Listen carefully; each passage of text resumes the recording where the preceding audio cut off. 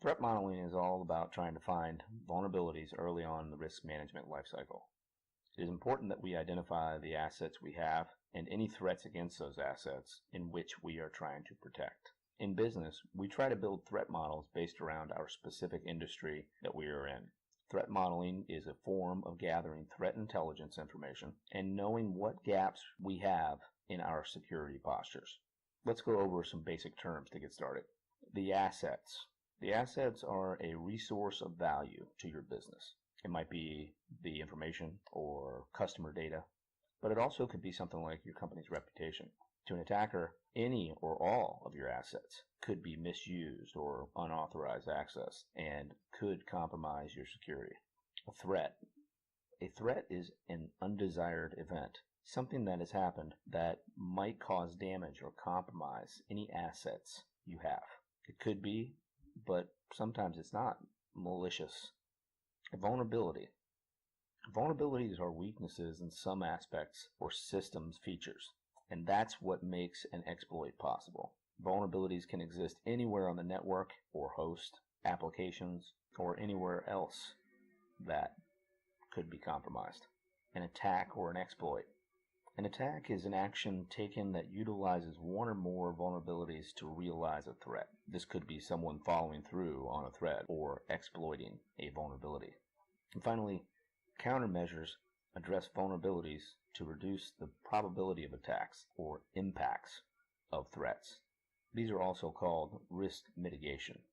Three main questions to think about when you're looking at threat modeling are: what could someone degrade, disrupt, or destroy? And trying to define assets and having the ability to track assets is super important for your organization.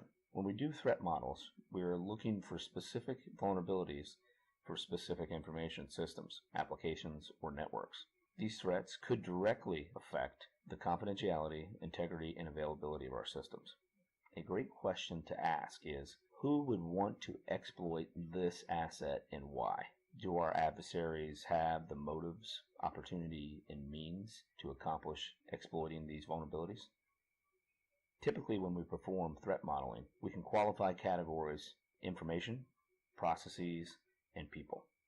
Information is the heart of our organization, and for the most part, it is one of our most valuable assets.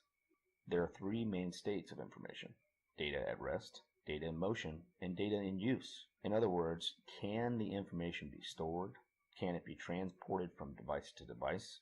Or is it currently being used by any systems? The second is processes. Usually these are related to software processes and how protected the source code is by our software engineers to our company's information. The third is your most valuable asset, your people. Even though they are your most valuable asset, they are typically the weakest link in your organization. They can be exploited through social engineering, social networks, or any new clever thing that attackers are currently doing. All in all, with threat modeling, if you can find the issues before the adversary exploits them, it is less expensive and keeps your company's good reputation intact.